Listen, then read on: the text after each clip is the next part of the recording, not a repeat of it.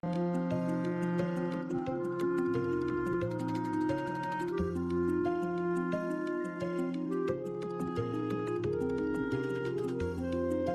story of the kings and queens of England is more surprising than you might think. It's a fine drama, 1,000 years of tales of lust and betrayal, of heroism and cruelty, of mysteries, murders, tragedies, and triumphs. Oh, you're probably thinking that applies to medieval kings, all right, but this programme's about the modern monarchy, from Victoria to the home life of our own dear Queen, and there's not much of that sort of thing going on here. Oh, really? Keep watching. What, you may wonder, did lust have to do with the matronly Queen Victoria? Well, she was young once, and her husband, Prince Albert, gave his name to more than just a bridge, a concert hall, and a memorial. No other British royal has a body piercing named after him. And we can't show you where the ring goes in a Prince Albert, you'll just have to guess. Kept Victoria happy, 9 children. And this isn't only a collection of royal trivia for the tabloids. We can reveal for the first time on television that the present Queen's grandfather, George V, actually took over the running of the country, secret personal rule, for a few days in 1931. He believed it was the only way to save the country from revolution. Most of the papers relating to this are still hidden. How much do we really know about what goes on? In 1867, Walter Bagehot wrote a book on the British Constitution which said that it had 2 parts, the efficient part and the dignified part. The dignified part was headed by the Queen. It was a piece of theatre whose only purpose was to make people feel loyalty.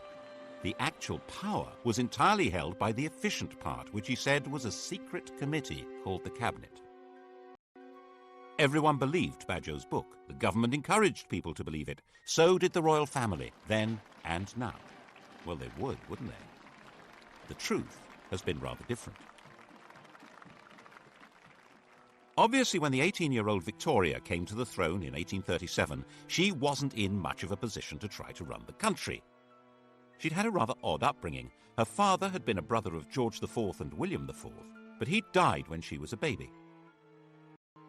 Mother was a straight-laced German princess who was determined that her daughter should not be part of the disreputable life of the court, or murdered, as her mother thought possible, by one of her terrible uncles who wanted the throne himself. She was brought up in isolation in Kensington Palace, which in those days was rather cut off from London. Her main interest on becoming queen was to finally cut free of her mother, and hopelessly, utterly in love with her first cousin, the 20-year-old younger son of the Duke of Saxe-Coburg-Gotha. He's excessively handsome. Such beautiful eyes. My heart is quite going. He certainly tried hard to look good. That notorious ring piercing, if it did exist, no one can be quite sure, was attached to a chain to assist in smoothing the line of his breeches. They married in 1840. She wasn't hugely popular at the time. Headstrong, willful.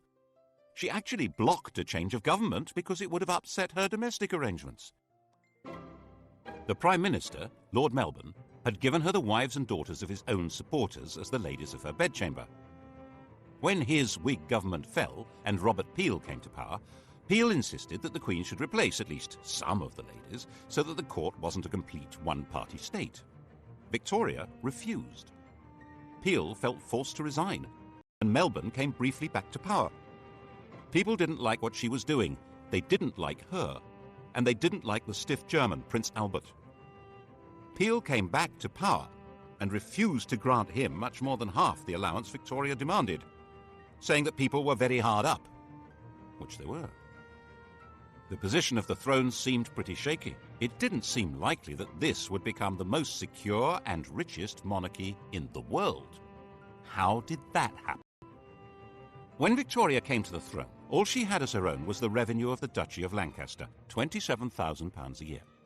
The Sunday Times Rich List for 1990 showed Elizabeth II as being worth £6.7 billion. That's nearly 10 billion in today's money. The richest person in the land by a huge margin. It's true that the latest Rich List shows her being worth a mere 250 million. Has she lost 97% of her money on the horses? Did she give it all away to charity? No. The latest figure is a guess, based on an instruction to the Sunday Times not to count anything she holds on trust for the nation. Obviously, she can't sell the crown jewels and pocket the proceeds, but actually, most rich people hold much of their wealth in trust, yet it's still treated as theirs, because they have the use of it. The royal move into profit began when Albert took charge of the royal finances. He wasn't allowed to be king. There was deep suspicion of him. But Victoria let him manage her affairs, and he did an astonishing job of it. The royal household was an incredible Gothic antique. To clean a window in Buckingham Palace was a job for the Lord Chamberlain's staff. Unless it was a kitchen or scullery window, then they had to call on the Lord Steward. And laying a fire was the Lord Steward's job, but lighting it, the Lord Chamberlain's. As their staff were not on good terms, the Queen froze. Other palace staff were paid for jobs whose very purpose and even existence had been forgotten. Enter Albert with boiling water and a hatchet. He sorted that lot out and cut Victoria's costs dramatically. He had a huge capacity for work and organisation, so when he came up with the idea for a great exhibition of the world's arts and industry, no one should have doubted that he could make it happen. Of course, they did doubt it. They had no confidence in the exhibition hall, the Crystal Palace, a giant greenhouse erected by a gardener. And when they realised that thousands would congregate there, they thought that it would be a rallying point for revolutionaries. The opening of the Great Exhibition on May 1st, 1851, was a thrilling day for the nation and for Victoria. The royal couple began to be viewed with some enthusiasm, and it was quite understandable that the next year an eccentric miser should leave the Queen £500,000 in his will. Albert's influence in government rose visibly, which of course soon put an end to his popularity. By 1854 it was generally believed that Albert the Foreigner was a traitor in league with Russia, forcing loyal ministers out of office. Crowds gathered round the Tower under the impression that Albert and Victoria had been arrested for treason. That frenzy died down, but at the back of it were two things that were going to be permanent problems. One was that the Queen and the consort must have some role in running the country, but that couldn't be squared with any kind of representative government. And the other was that people were realizing that the monarch was making a profit, and they didn't like it. The solution was to conceal what was really happening under a cloak of secrecy, and that cloak is still in place. When I was researching a book on the most sensitive part of this story, I needed to see some papers that should have been released by the Ministry of Defence. The then Navy Minister, David Owen, read the file and released it, but the crucial documents weren't there. He suggested they would have been treated as the private property of the Crown and kept in the Royal Archive. Private. I wasn't allowed in. Albert's own role was pretty secret. He was in reality acting as King of England, but that was behind the scenes. The title he was eventually given in 1857 was just Prince Consort. He took it very seriously and worked himself to death. His last act as the hidden King of England was at the end of 1861 to stop the Prime Minister from sending an angry dispatch to the American government. If it had been sent, England would probably have been pushed into the American Civil War. On the terrible shriek, she never recovered. She retired to Scotland and went into what seemed to be everlasting mourning. She and Albert had built a number of retreats for themselves, Osborne on the Isle of Wight, Sandringham in Norfolk, and her favourite Balmoral. Here she hid for months at a time with the faithful Highland retainer John Brown. He was allowed enough familiarity for the Queen to be widely referred to as Mrs. Brown. Victoria herself could see no reason to take part in public ceremonies like the opening of Parliament. She thought that her hidden role as the head of her government was enough. But that, of course, led many people to wonder why they had to pay for her upkeep at all. She received, as she had done from the start of her reign, £385,000 a year from the government. It was more than she needed. Her court was nowhere near as expensive as, for instance, George IV's had been. And without her being visible, many people could see no point in her having this money. By the 1870s, there was a strong Republican movement expressing itself in newspapers, large public meetings, and in Parliament. The nature of the country was changing dramatically. New industrial cities were darkening the landscape with smoke and soot. A new kind of society was formed, a society of factory workers and low-paid artisans, of builders and miners and metal workers. These were people outside the political world, with no natural attachments to traditional political structures. And there were a lot of them. The anti-royalist head of steam built up every time Parliament was asked for extra grants to Victoria's children when they came of age or married. But in fact, it was very probably these children who saved her throne. No British statesman wanted to see the royal family given its marching orders when their marriages offered such a useful back door into the chancelleries of Europe. Victoria's eldest daughter was married to the heir to the Kaiser of the new German Empire and was a strong and useful influence on her husband and a thorn in Bismarck's flesh. The heir to the British throne, Albert Edward, had married Alexandra, daughter of the King of Denmark and sister of the King of Greece. The Greek crown had actually been offered to another of Victoria's sons, Alfred. The Greeks had sacked their own king and held a national vote on who should get the throne. 95% of them voted for Alfred, who was at the time an 18-year-old midshipman in the Royal Navy. The government made him turn it down because they had promised to keep their hands off Greece. Never mind. It went as a sort of hand-me-down to the son of England's good friend, the King of Denmark. And in 1874, Alfred married the daughter of Tsar Alexander II, which was jolly useful given the Anglo-Russian competition on the edges of India. These were marriages that would produce. Died in 1901. She had over 90 living descendants. It was a full-time job just getting them birthday presents. The rulers of Germany, Greece, Romania, Norway, Russia, Yugoslavia, Spain, and Sweden would all trace their descent from this stout little lady. There was a downside to this royal intermarriage. Victoria was a carrier of haemophilia, the condition that prevents blood from clotting, and the Spanish, Prussian, and Russian royal families were consequently affected by it. But even if the British government had known about that, they wouldn't have shed many tears over it. As a system for exercising influence abroad, the monarchy was well worth the money. It also ought to have the advantage at home of inducing people to be loyal to their country, even if they detested its government, which was obviously very useful if you ran that government. But to sell monarchy to the British public, that monarchy needed rebranding. Enter, in 1867, a new Tory Prime Minister, Mr. Disraeli. Just the man to do it. He flattered, flirted, and lured Victoria out of mourning and back to public life, creating her Empress of India, turning her into the Queen Empress. Britain was now a world power with an international trade that dwarfed all others. Its navy dominated the oceans, and its empire expanded on the simple principle that trade follows the flag. And if the Union Jack is flying in each remote corner of the globe, then other flags aren't.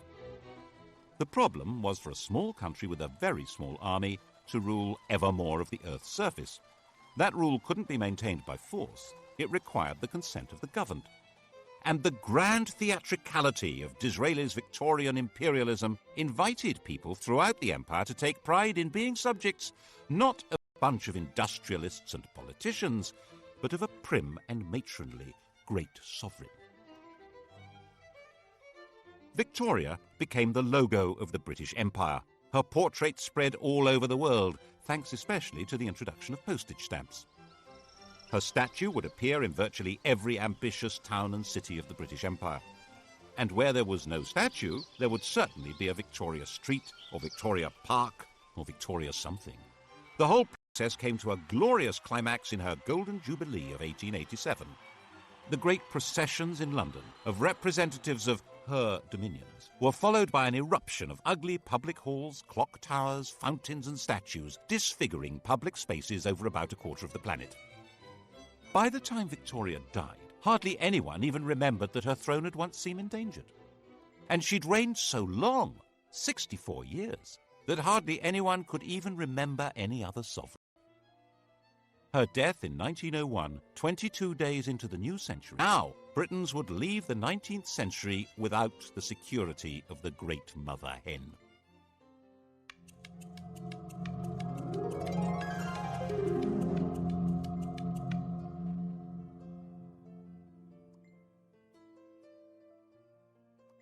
Victoria would cast a long shadow. Elizabeth II, coming to the throne 51 years later, would be the first of her successors who had no personal memory of her. Her oldest son, Albert Edward, the new King Edward VII, was already 59 years old. The funeral of the Queen Empress and Edward's coronation involved a huge invention of traditions and ceremonies. And in this atmosphere, it's not surprising that Edward was granted an annual allowance even greater than Victoria's. A few voices said that it was unnecessary for the king to have as big an income as Andrew Carnegie, the Bill Gates of his day, but no one took much notice. Edward had been given a miserable and oppressive childhood. Victoria had measured him by the impossible yardstick of her hero worship of the perfect man, his father.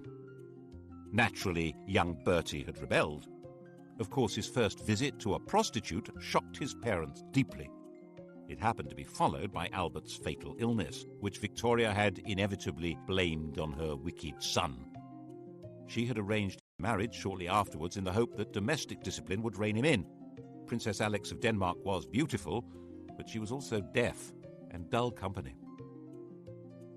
With nothing much else to do, Bertie had become the living epitome of the life of the Belle Epoque, a life of champagne drinking, cigar smoking, horse racing, gambling and entertaining showgirls and pretty married ladies. He was naturally drawn to the company of outsiders, not just shady characters, but Jews and Catholics, bankers and foreigners, and he was outspokenly outraged by the casual racism of the empire. Because a man has a black face and a different religion than our own, there is no reason why he should be treated as a brute. He sat on a commission on working-class housing and even invited a member of the working class to stay at Sandringham. Admittedly, the man in question was an MP and a fellow member of the commission, and he had to eat in his bedroom because he didn't have the right clothes to come down to dinner. But still... By the time Edward came to the throne, he was a big, fat old man with a social conscience and a comforting mistress, Alice Keppel, who understood him perfectly. Edward saw himself as something like a nursery rhyme monarch, magnificent and jolly, caring and helpful. In 1903, completely ignoring his government, he went to France and started negotiations for a treaty that would become the Entente Cordiale, isolating Germany. He detested, which guaranteed that if Germany attacked France, Britain would go to war. So that's what happened in 1914. He determinedly resisted any increase in democracy in Britain and was a firm opponent of votes for women. The crunch over his reactionary views came when Lloyd George planned to introduce old age pensions in 1909. To raise the cash, there would have to be new taxes on income. The Tory majority in the House of Lords voted down what was called the People's Budget, and when the Liberal government drew up legislation to take that power away from the Lords, they voted that down too, obviously. So the Prime Minister told the King he needed to create about 250 new peers to swing the vote. Edward was not enthusiastic. Would he actually defy the government? In May 1910, in the middle of the battle, he died. In 1910, Edward's 44-year-old son George inherited the throne.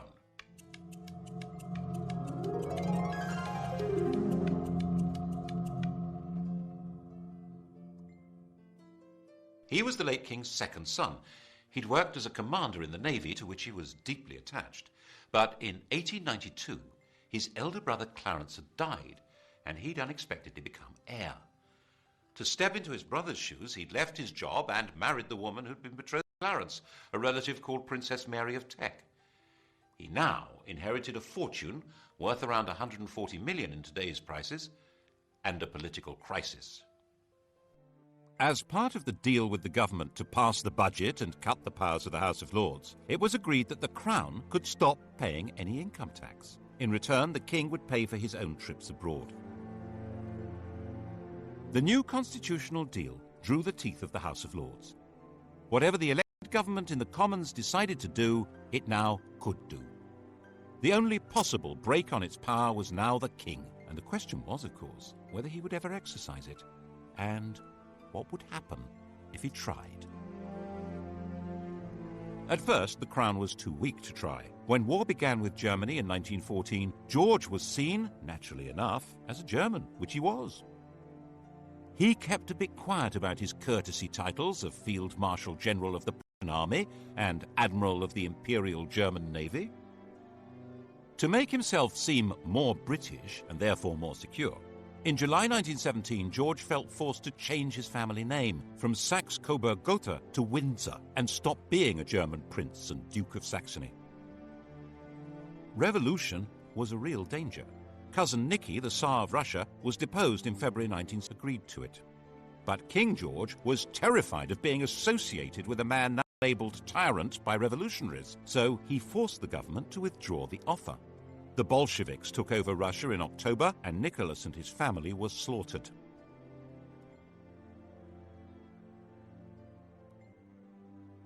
To protect the king's reputation, it was put about that Lloyd George had refused to rescue them, despite the king's pleading. Then in November 1918, a German revolution forced the Kaiser, Cousin Willie, to abdicate, and Germany gave up the war. The whole political landscape had been transformed. There had been 6 emperors when George was crowned. By 1925, he was the only one left, and his world was not exactly safe. Most of the Southern Irish were committed Republicans. Attempts to hold that country by force were disastrous, and in 1922 the Irish Free State had come into being.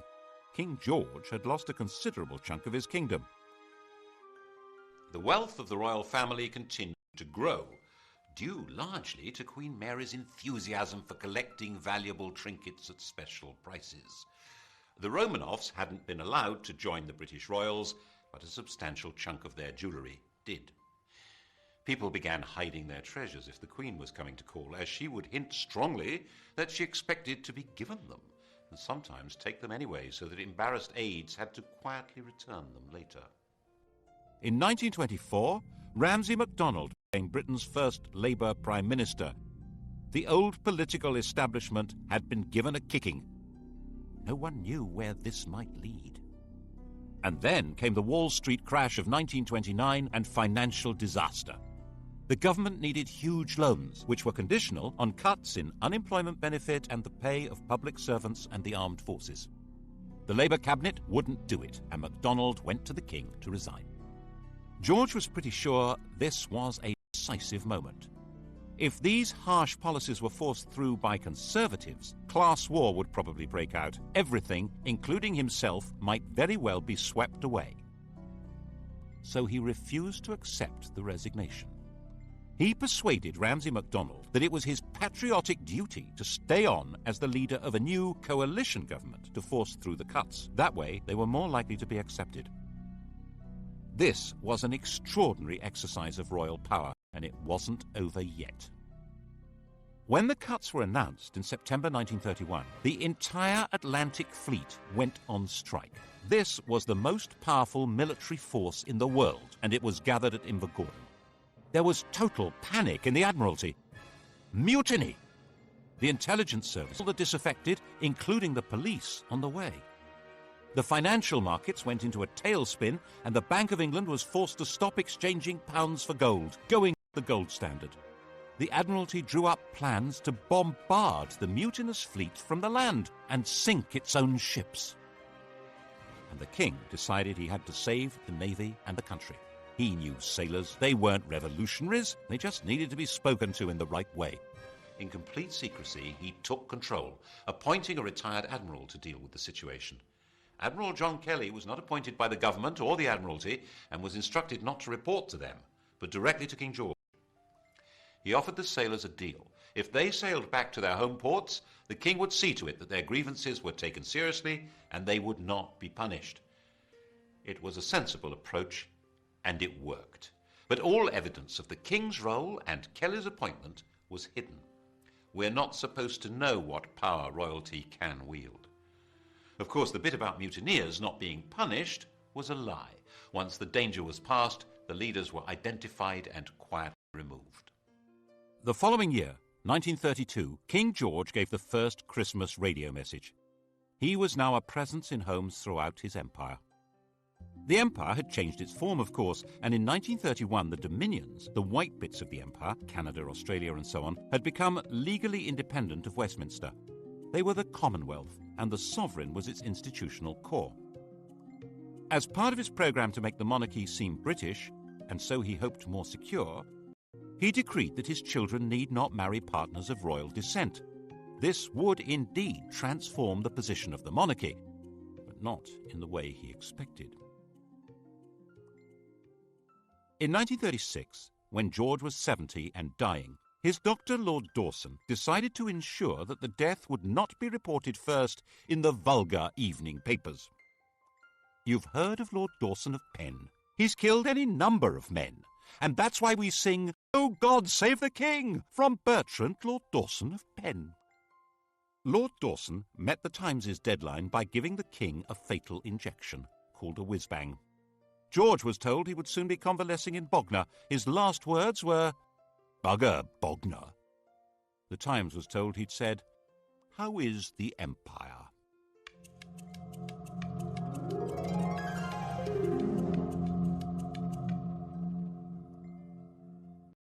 His successor, his son Edward, was 38, the poorly educated child of rather dysfunctional parents.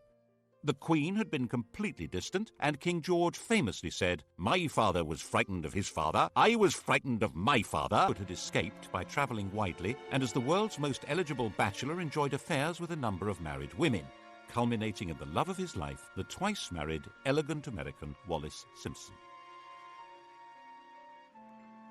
At the time of Edward's succession, the affair was in full swing, and her husband had resigned himself to a divorce. The British press completely censored the whole subject, while the rest of the world was fascinated by it.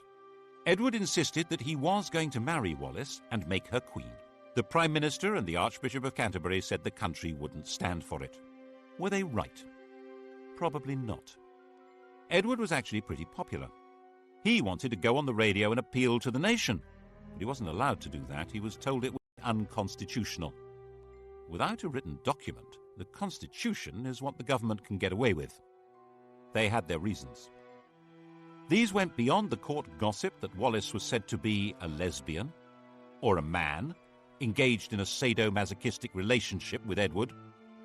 The crucial issue wasn't even that the head of the church shouldn't marry a divorcee, or that secret investigators had reported that Wallis Simpson had 2 other lovers, a car salesman and an Irish peer. The real reason only came to light in 2002. Secret documents show that the FBI told the British government that Wallis had another lover, the German ambassador von Ribbentrop. In fact, the FBI said she was a Nazi agent. That was why the government insisted Edward must give her up to keep the throne. Edward chose love rather than the crown. He abdicated and took Mrs. Simpson to live in France. The coronation went ahead, but with his brother Albert sitting on the throne.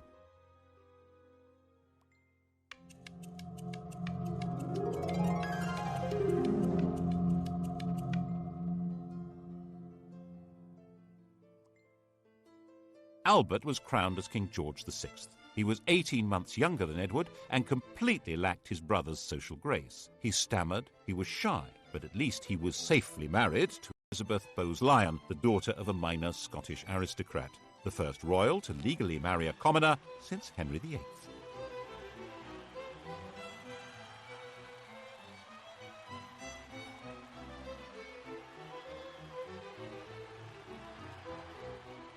George didn't have much in the way of winning ways, but his wife, enraged at what Edward had done, was determined to help him through.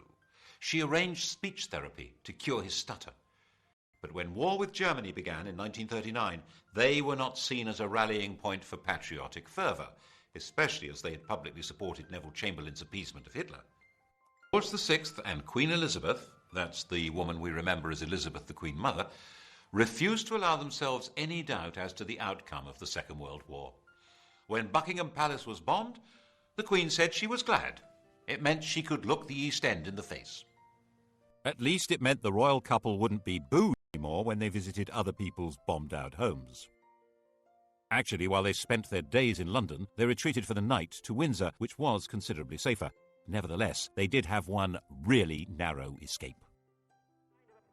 As the war went on, the royal couple became more and more identified with Churchill as the spirit of Britain, dogged in their determination to see Nazism defeated. When the victory celebrations came in 1945, it seemed natural that they should revolve around Buckingham Palace. By the time of his premature death from smoking in 1952, this shy country gentleman and his queen had gone a very long way to restoring the monarchy to its central place in British life. It had vanished virtually everywhere else. There had been 16 monarchies on the continent of Europe when Victoria died. Now there was only Sweden. Monarchs were restored to Belgium, Holland, Norway and Denmark, but as a pale shadow of the old European royalty.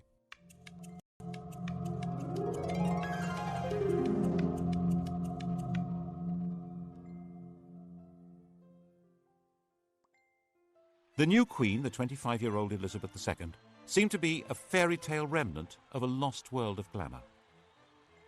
Her coronation was a celebration of pageantry itself in a country that was a vast bomb site. 4 houses out of 10 had been damaged or destroyed. It was even shown on the new medium of television, though the Archbishop of Canterbury feared men would watch in pubs without removing their hats. By her side in the coronation coach rode her husband. Like Albert, he would never be crowned. Philip, Duke of Edinburgh, was from the Greek and Danish royal house of Schleswig-Holstein-Sonderburg-Glucksburg. He had no surname. He was given the name of one of the branches of Elizabeth's family, Mountbatten. There was no question of the Queen becoming a modest suburban sovereign like the restored European royals. George's widow was sure her daughter should be regal and grand. Royalty required flunkies and castles and palaces and golden coaches. She herself made do with 6 cars, 3 chauffeurs, 5 chefs, 2 pages, 3 footmen, 2 dressers, and 30 secretaries, maids, treasurers, and housekeepers. And she was absolutely dead set against royalty paying publicity from the governments of the day. In 1947, when Labour came to power, amid all the nationalisations and the class war declarations of "we are the masters now," had come an agreement that the government would take over the cost of running Buckingham Palace. Now the Conservatives said the government would take over the cost of the royal train and royal visits abroad, and freed the Queen from paying tax on property, apart from rates on Sandringham and Balmoral. In Edward Heath's time as Prime Minister, it was officially stated for the first time that the Queen pays no tax. In 1973, she was exempted from the new Companies Bill that could force shareholders to identify themselves even if they hid behind the names of nominees. Her shares are hidden in a company called the Bank of England Nominees, which can only be used by heads of state and is uniquely exempt from disclosure laws. And in 1965, when a Labour government introduced capital gains tax, they declared that the Queen is exempt. Under these arrangements, immense and unknowable riches were built up. She has, for example, 600 works by Leonardo da Vinci. We're told these riches are not really hers because she's not free to sell them. But most of the royal collection is never publicly displayed. Why? Whose interest is being served? It obviously means the monarchy can put on a heck of a show that goes far beyond their demand on the public purse, and they don't need to run the risk of asking us to fund the whole thing from taxes. We each contribute 61 pence a year at the last count. That money, just over £36 million, is not enough to put on the grand regal show which the British monarchy seems to be about. Certainly, for a very long time it was simply not permitted to suggest that the monarchy should be anything less than grand. In 1957, Lord Altrincham wrote an article arguing for a modernised monarchy. He called the court complacent and out of touch, said the Queen was a priggish schoolgirl, and said that the monarchy should not be, as it was, intimately associated with the upper classes. Wow! The Duke of Argyll said that he should be hanged, drawn and quartered, and the BBC immediately dropped him from any questions. In fact, Altrincham had got it wrong. Lavish splendour was just what most of the public wanted from their monarchy. They would have despised a queen on a bicycle. They wanted to be deferential. They probably still do. And there were 20 more years of this kind of thing to come. In 1977, the year of the Queen's Jubilee, the Sex Pistols' anthem God Save the Queen and Her Fascist Regime was banned from being broadcast, even when it outsold all other records. The imperial title had already disappeared in the days of George VI, when India and Pakistan became independent. The empire became the Commonwealth, and of the 58 past and present members of that vague organisation, only 16 have Elizabeth as their head of state, and falling. Why did it matter so much to protect and sustain royalty? Partly, perhaps, it's more to do with the Queen herself than the institution of monarchy. Elizabeth I, Victoria, Elizabeth II, the rule of elderly matriarchs seems to be particularly proper to the English. And it may provide important social glue. As the population of Britain became more heterogeneous, with substantial immigration from Commonwealth countries by people who feel excluded from political life and often from the legitimate economy, perhaps there was a hope that the Queen would be a focus of patriotic attachment. After all, she's the linchpin of the Commonwealth, its graciously enthusiastic figurehead. And promoting the image of a glamorous and golden royalty above and outside politics that is synonymous with Britain may be a very useful way of creating legitimacy for a state that might otherwise look rather shabby. The last great moment of this Mrs. Camilla Parker Bowles, Alice Keppel's great-granddaughter. Diana said that on the honeymoon he was more interested in reading 8 books by Laurens van der Post than in her, and he wore Charles Camilla cufflinks. And when she became distressed, she felt strongly that the royal family turned against her. In 1992, it all blew apart in what the Queen called her annus horribilis. Her second son, Andrew, separated from his wife Sarah Ferguson, who was pictured topless being kissed by her financial advisor. Her daughter, Princess Anne, divorced Captain Mark Phillips.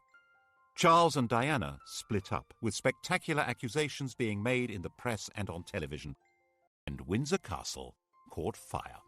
That was when the ground really began to shift. At least when it was explained that the £40 million repair bill would be paid by the public. There was a huge collective breath of, "No, it won't." And so the Queen decided it would be much the wisest thing to offer to pay 70% of the cost. She opened up some of her homes to the public to raise the cash. There was still astonishingly little direct criticism of the Queen.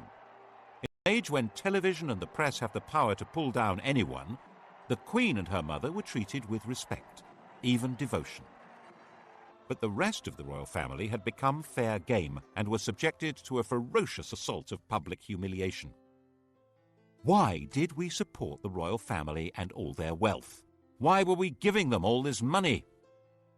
The press pack was baying at their heels and refund the parliamentary allowances received by other members of the royal family. But things didn't get any better. And the Queen herself began to be criticised in 1997, when Princess Diana was killed in a car crash in Paris. We all remember the shock and horror and the debate about the lack of public reaction by the senior members of the royal family. There was a widespread feeling that at that moment they were not in fact part of the nation. Was the programme started by George V of integrating the monarchy into the life of the nation coming unravelled? Instead of the monarch playing the role of warning and advising the Prime Minister, which is supposed to be her constitutional role, the Prime Minister warned and advised the sovereign to take public action. She had to be seen to grieve, or the monarchy itself might be in danger. And now we wait to see what happens next. The heir to the throne and his mistress are forever tainted with the image of the princess that was publicly destroyed. The Queen is an old lady, with a reign that begins to rival Victoria's in length. Can anyone be certain that the country would accept her son as king? There's always been a bargain at the heart of monarchy in this country. The monarch has always been dependent on the people. That bargain has been the key to survival. It began when William the Conqueror realized that he and his friends couldn't actually run a country where they didn't speak the language, or know the laws, traditions, or even the geography. It was restated in a series of crises in which monarchs who tried to rule without consent were simply dumped. Matilda, Jane Grey, Richard Cromwell, James II. And to give that consent, people need to feel that the sovereign is entitled to be there and respects laws even though no court can enforce them. Laws which today probably include having to pay tax. Partly, of course, the institution is sustained by the character of the Queen herself.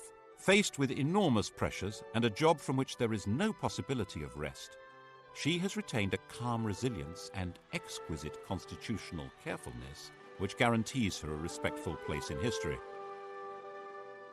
Then what? The British monarchy is certainly a great addition to the gaiety of nations. Partly as a soap opera, partly as a walking, talking anachronism that makes other heads of state visibly uneasy. But it does come at a price. And whether the price is too high for the continued survival of this most extraordinary form of government, well, that, of course, will be the surprise ending.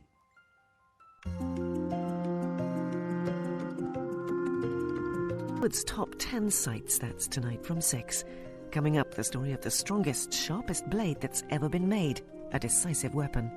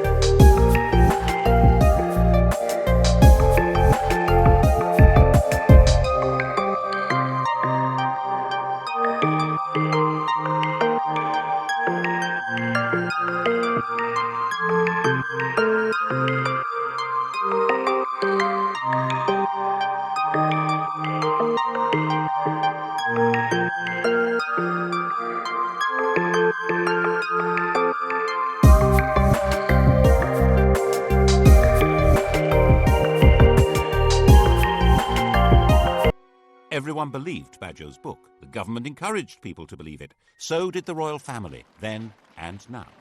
Well, they would, wouldn't they? The truth has been rather different.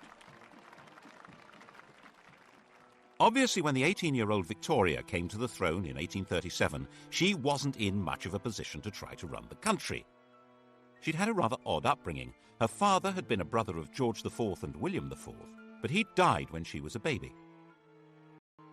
Her mother was a straight-laced German princess who was determined that her daughter should not be part of the disreputable life of the court, or murdered, as her mother thought possible, by one of her terrible uncles who wanted the throne himself. She was brought up in isolation in Kensington Palace, which in those days was rather cut off from London. Her main interest on becoming queen was to finally cut free of her mother and hopelessly, utterly in love with her first cousin, the 20-year-old younger son of the Duke of Saxe-Coburg-Gotha. He's excessively handsome. Such beautiful eyes. My heart is quite going. He certainly tried hard to look good.